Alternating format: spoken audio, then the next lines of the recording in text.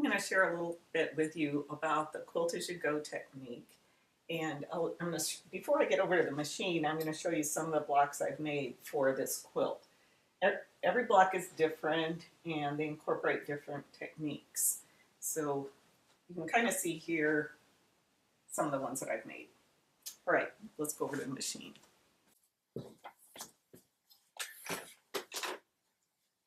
The main book that I use is Quilt As You Go, Made Modern by Jera Brandvig. She has a new book coming out in the fall, and it's something like Quilt As You Go Vintage or Made Vintage, something like that. I can hardly wait. I think I pre-ordered it already.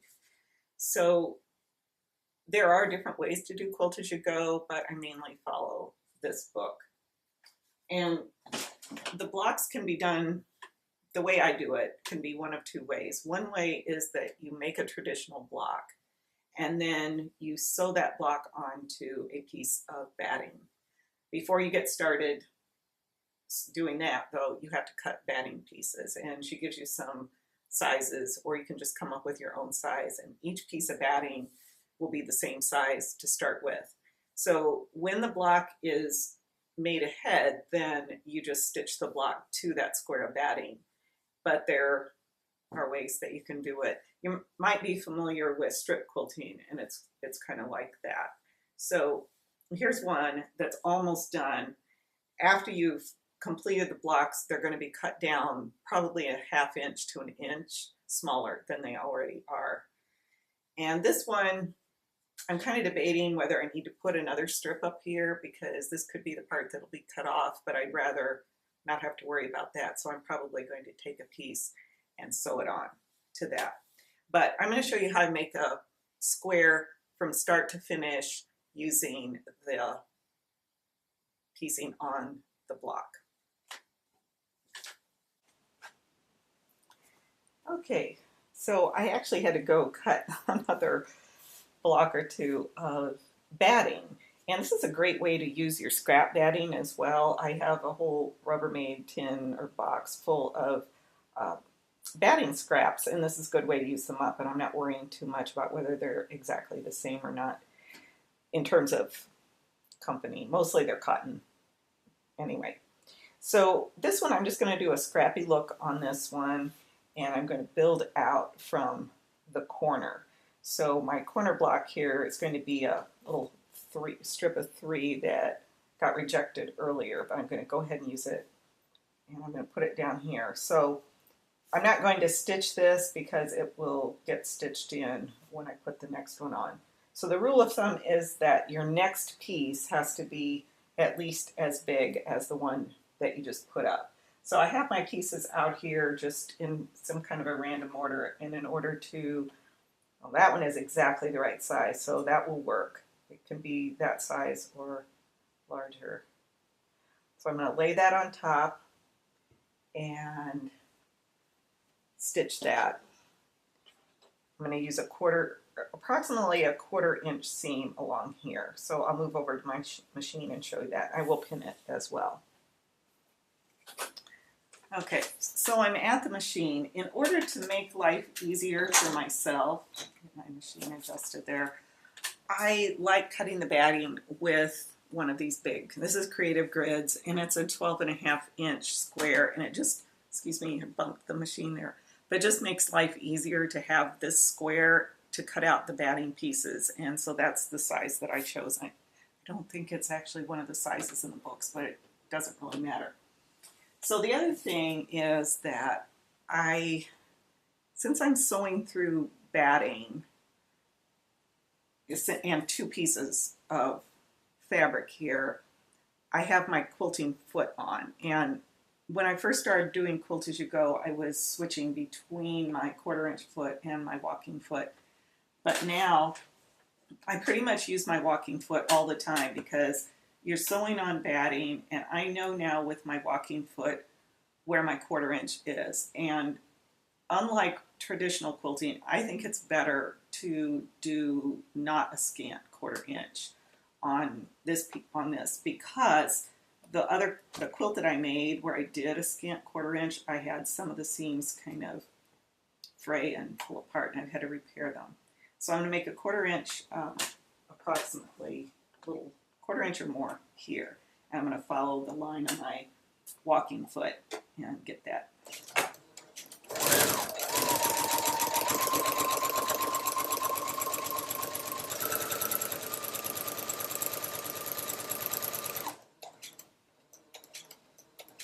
And when you come to the end, you just go right off, so you don't have to backstitch or anything there. And the reason that you would use a walking foot is just because of the thickness of the batting, and also that it keeps the layers from shifting when you're doing that. So now I'm going to take this over to the, oops, I'm going to cut off those ends. I like to cut off ends as I go. I'm going to go over to the ironing board, and I'm going to press the seam to set it, and then I'm going to press this open, and then I'll be back to the table for the next piece. Okay, got ahead of myself a little bit. Before I add the next piece onto this, I'm going to quilt, do some quilting lines here. And you can do stitch in the ditch, or you can do whatever pattern you want, and you can actually wait and do it later, but I kind of like to do the quilting as I go. And I could do lines all across this, but I think I'm just going to do a stitch in the ditch here.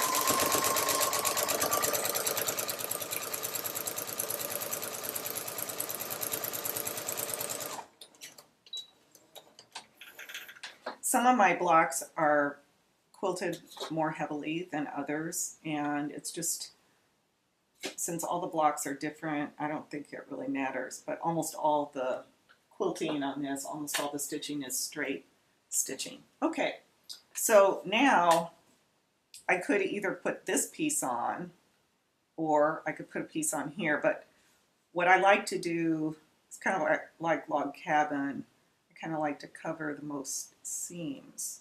So that would mean a piece would go here. And I think I'll see if I have a short piece that fits really well. Let's see if I can stay in the camera.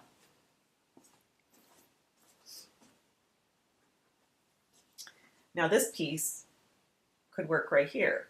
So yeah, I think I'll do that. So now I'm going to flip that piece over so that it covers there. And see how, I don't know if you can see, but this sticks out. You want to put it, line it up to the shortest piece. And I'm going to stick a pin or two in there so it doesn't shift. I'm big on pinning. I know a lot of people don't do a lot of pinning, but I do. All right, so now I'm going to stitch this on.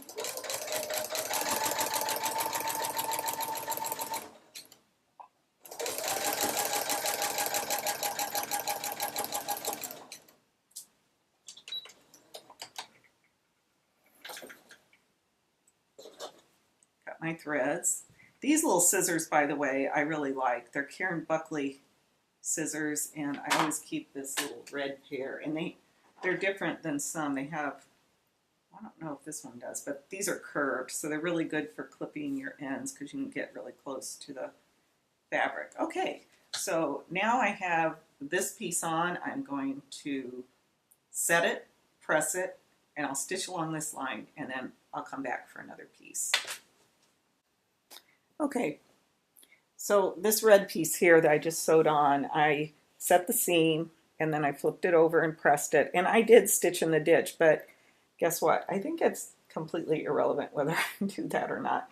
I think unless I'm going to do quilting lines elsewhere, I don't need to stitch in the ditch because this is already where there is a seam in here, and the point of doing the quilting is to adhere the batting to the strips, which it already is.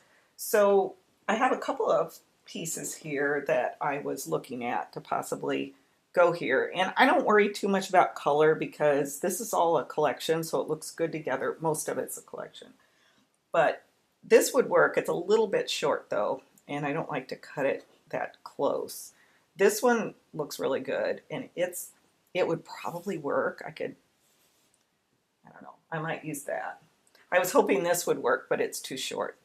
I thought maybe I might be able to work it in on the next time. So let's see. The other thing you can do, here's one, and it's really more than enough. So when you're working here, and I'd rather not have that much extra hanging off, I'm just going to put it here, and then you can just eyeball it and just cut it. You don't have to be as precise as you would be with regular quilting because this doesn't require that. And I'm going to snip it off. Now that's long enough, so I'm going to flip it over and stitch that, and then I'll be back after the pressing, stitching and pressing. Okay, so I sewed on 2 more strips. I did this pieced strip that was left over from a block that I made, and then I sewed this orange one on. Now there's really only one choice at this point. I missed a thread here, and I don't think any other blocks are like this one, which is good because I'm kind of going for that. Now all my strips are going to need to cover the width of this, which is 12.5 inches. And I found this one, which works. And then I cut a couple. So this one will go, I'm not sure I'll go in this order, but probably close to it.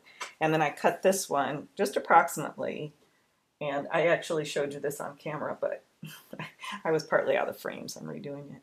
So the way I did these was I just laid the strip out like this, and then I just trimmed it approximately, because you can see it doesn't really matter if things are hanging over the edge like this orange piece here or this red one, because this is going to be trimmed down. I'm going to take off probably an inch.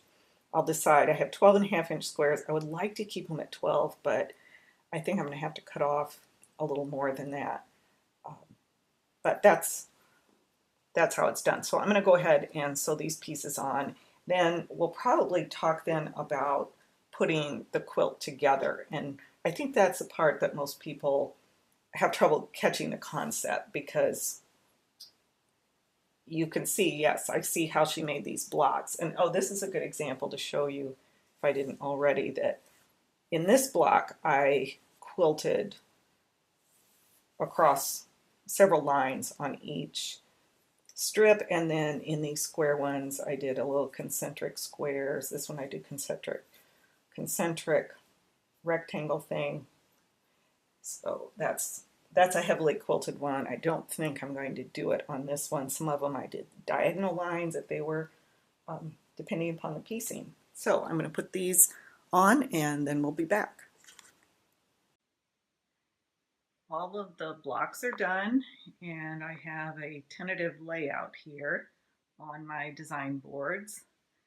I did some remedial work.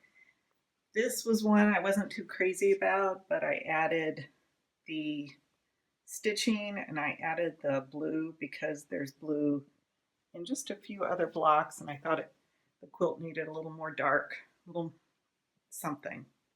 So I'm pretty happy with this. I might rearrange a few things, and then I'll get to where I'm sewing these together with the sashing, and I'll show you how I do that probably tomorrow. The other thing I'm doing is cutting 1-inch strips, because this is what I'll be using to join all the squares together on the quilt. I have started putting the squares together, and I took some squares off of here because they're ready to go to the sewing machine. But the first part of this is cutting the strips, which I think I already showed, and here's what it looks like when a strip is on there. Here's another one. The white down the middle is how I'm joining it. So I'll show you the next step. Here's an example here. I have sewn the side strip on to this square, and now I'm joining, and one of these, this one also has a strip, and now I'm joining these two here. I pinned them together, and this is how it's going to be sewn. But I always sew so that the binding strip is up. And the other thing I've done is I have numbered these blocks because you think you're going to remember. This is number 3.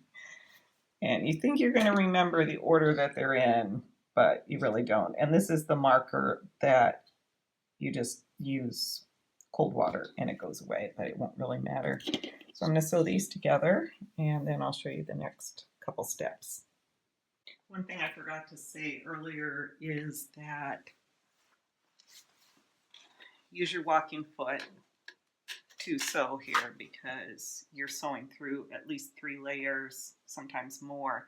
And also do a back stitch, go forward, back, and forward again here at the beginning of the seam because there's a lot of stress on these. Normally you don't have to do that in a lot of quilting seams, but you should here. I'm going to stitch this up using a 1/4 inch seam.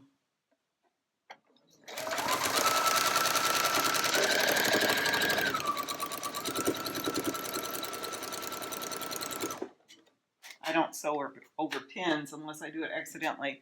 And also I generally use a leader so that you get a more accurate coming onto the strip.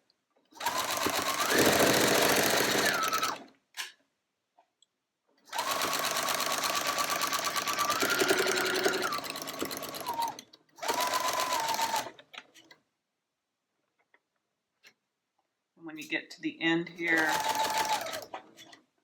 you want to do a couple stitches back and then forward.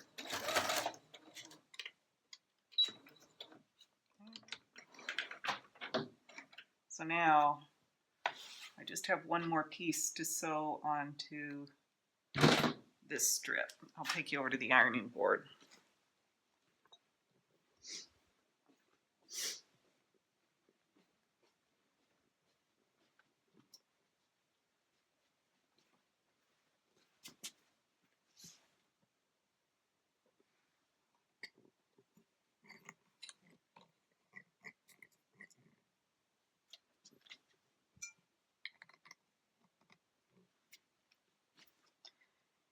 So now I'm going to pick off the little threads. And this is the seam I just sewed, so I'm going to press it. I'm not sure this is totally necessary to, I already did that one. Let's see, like this. But I'm going to, since you're watching. Press, press, and then I'll put a little of the infamous Mary Ellen spray starch on it to get the seam nice and crisp. Press it. Okay, if I had not numbered these, I would have no clue where to put them, but I did. So now this is number 1, I think. Yeah, 2, 3, 4. I have one more to put. There are 5 across.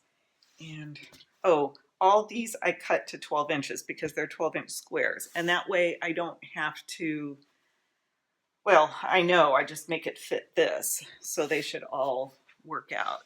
So I'm going to go get the last one.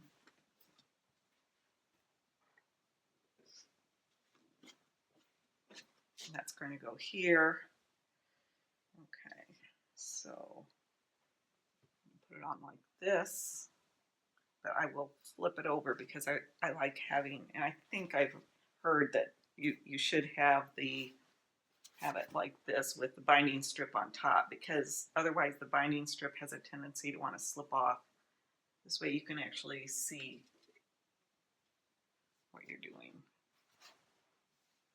So I'm going to pin it in a couple of places. I know I don't have the best camera angles here, but a couple of places here. My iron is a Rowenta. That's what I'm using today. I have another iron that I like as well, but I found that the Rowenta works for most things. I do not put water in it because, well, I don't because I've heard that that is what goes bad with Rowenta.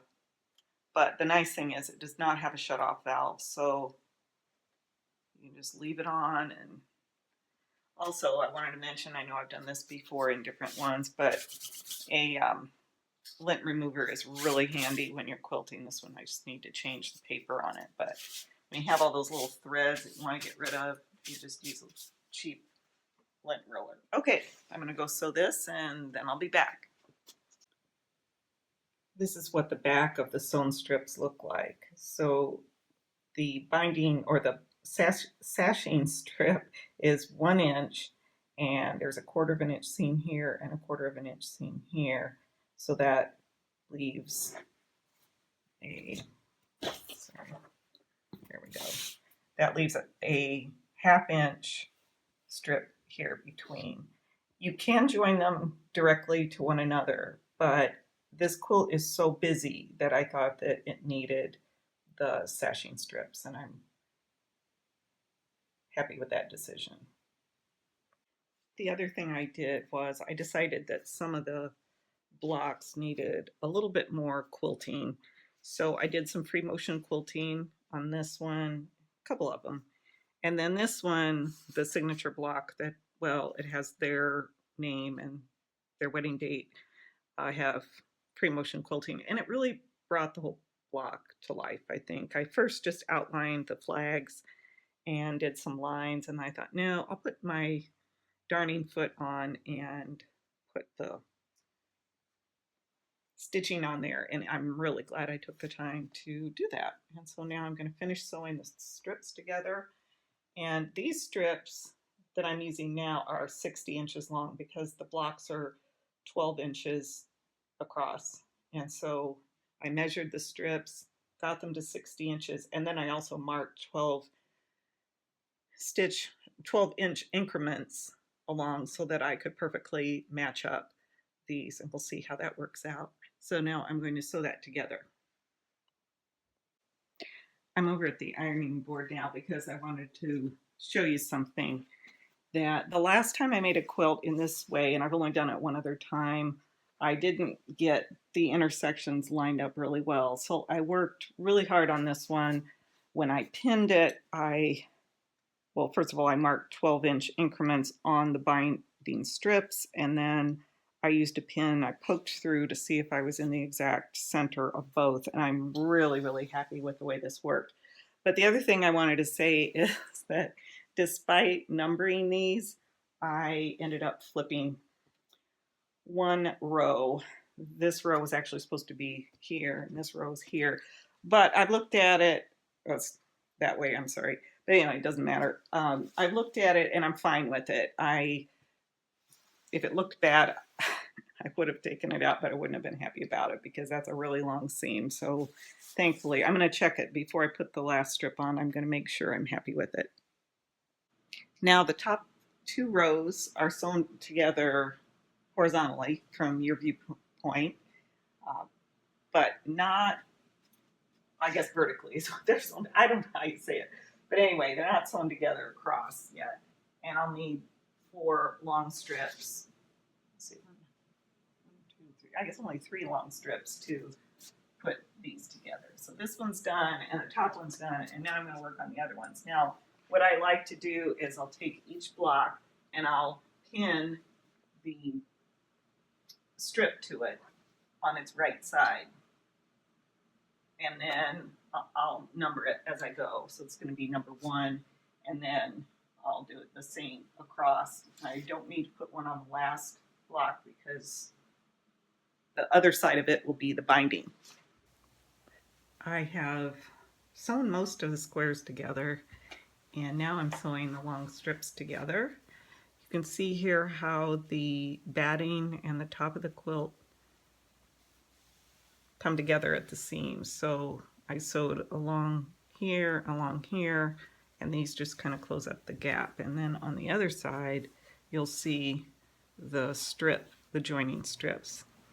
Also, I just wanted to say that most of what I'm doing here is in this book, Quilt As You Go, Made Modern by Jera Brandvig, Fresh Techniques for Busy Knitters. Highly recommend this book.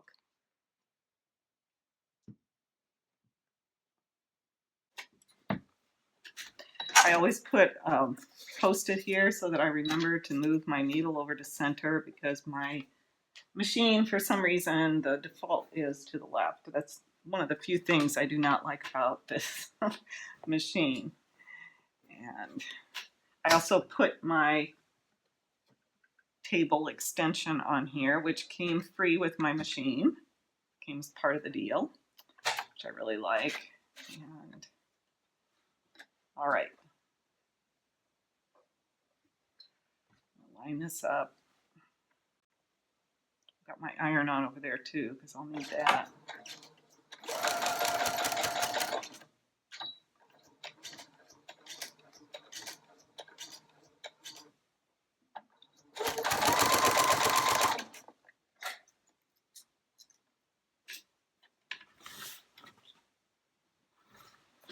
I see some threads here I missed trimming. I really don't like them hanging about, but probably not the only ones that I missed. This is what you have to watch for is if you don't have a lot of pins in, which I'm a moderate pinner, I guess, the fabric sometimes can shift, so you just have to keep watching. And I want to always make sure that I can see a little bit of the underneath bit, just a tiny bit, you know.